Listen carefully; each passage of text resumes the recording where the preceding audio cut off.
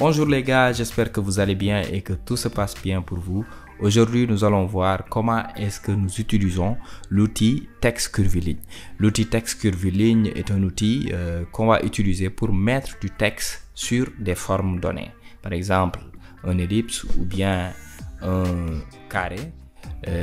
On va utiliser l'outil Text Curviligne pour mettre du texte au niveau des contours de ces formes.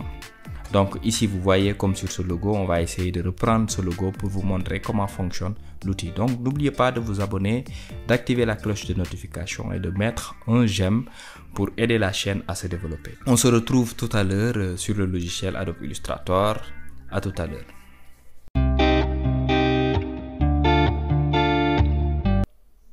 Donc une fois qu'on est devant le logiciel, nous allons d'abord montrer comment est-ce que nous allons reprendre le logo. Mais ici, ce qui nous intéresse, ce sur quoi on doit faire focus, c'est comment nous allons faire les textes curvilignes. Donc, pour commencer, on va d'abord faire apparaître les règles. Vous faites CTRL-R. CTRL-R. Une fois que vous avez fait CTRL-R, vous allez voir ici les règles. Donc, une fois qu'on a les règles, moi, ce que je vais faire, je vais les positionner ici d'abord. On va les mettre ici. Donc, vous tirez, vous mettez ici le premier repère, attention, et ici le deuxième. Donc, une fois que c'est fait, vous prenez l'outil ellipse. Donc, vous la mettez ici, au niveau de l'intersection, et vous tirez. Normalement, elle doit se mettre sur cette forme. Elle doit épouser cette forme. Si elle ne l'épouse pas, vous allez vous débrouiller à l'adapter aux formes. À la forme, du moins. Donc, une fois qu'on l'a mis sur la forme, nous allons prendre ces règles et nous allons les mettre ici. Donc, pour faire cette forme. Donc, ici, sur la partie blanche, pour faire cette forme. Même chose, on se met ici au niveau de l'intersection et on trace. Donc, vous voyez, on l'adapte pareil. Donc, c'est bon.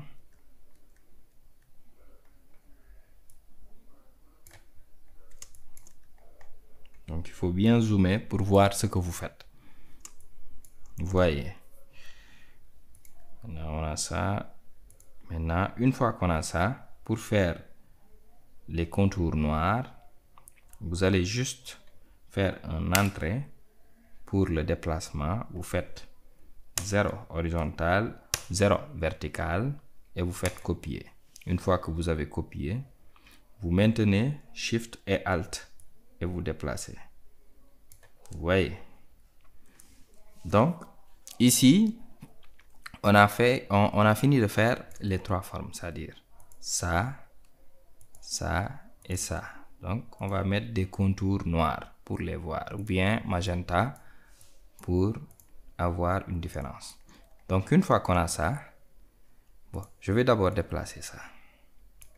Donc, c'est juste pour vous montrer ce que je viens de faire. Donc, vous voyez, j'ai retracé les contours. Une fois que j'ai retracé les contours, je vais écrire ce texte. Donc, pour écrire ce texte, qu'est-ce qu'il faut faire? Nous allons remettre notre logo en place et vous faites la même chose. Vous sélectionnez ça, vous faites encore Entrée, OK, Alt et Shift et vous cliquez, vous glissez jusqu'à avoir ça. Donc, vous voyez, ça c'est positionné au niveau de notre texte Ontario International School. Donc, une fois que c'est mis, vous allez ici au niveau de texte, vous faites un clic, un long clic, vous sélectionnez outil Text Curviligne et vous cliquez dessus. Une fois que vous avez cliqué dessus, vous écrivez Ontario International School. Donc c'est bon. Maintenant, vous changez la police. Ça, c'est du Times New Roman bold. Donc, une fois qu'on a changé la police, on va ajuster jusqu'à avoir la même forme que ça. Maintenant, ici, il faut bien regarder. Vous voyez ici, ça, c'est le milieu. Donc, pour avoir le milieu, qu'est-ce qu'il faut faire? Il faut centrer. Donc, vous voyez ici, c'est le milieu. Donc, vous venez ici, vous faites un demi-cercle pour venir positionner votre texte à ce niveau. Vous voyez?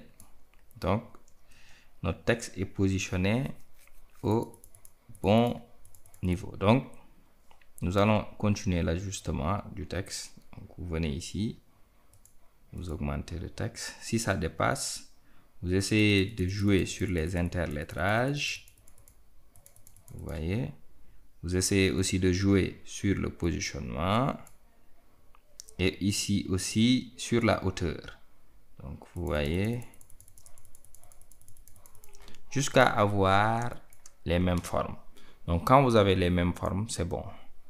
Donc, c'est bon pour ici. Pour l'autre astuce, moi, ce que je fais, je prends la forme sur laquelle j'ai déjà écrit, je la duplique, je fais entrée 0, 0, 0, je copie et je prends ça, je tourne comme ça.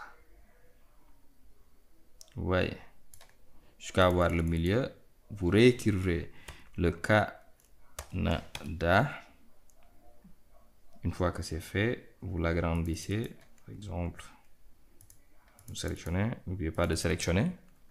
Donc, vous agrandissez. Une fois que vous avez agrandi, vous venez ici à décalage vertical. Et vous faites des décalages verticaux.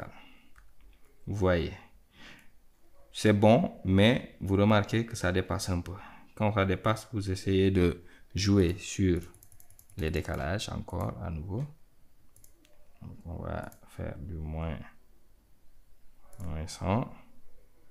Si ça ne marche pas, on va faire du moins 200 pour voir. 200. C'est un peu trop. Donc, on revient sur moins 100. Et on va essayer de décaler un peu. Vous voyez.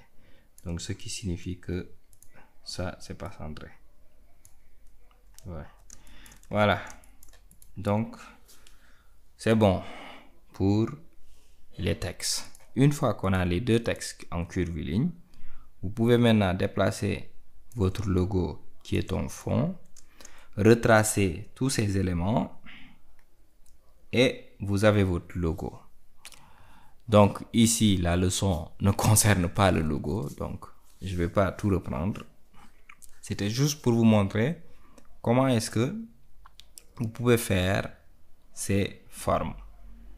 Donc, j'espère que vous avez aimé la vidéo. Si vous avez besoin que je continue, je reprenne tout le logo, vous pouvez me le mettre en commentaire. Comme ça, on va faire une autre vidéo et je vais reprendre tout le logo.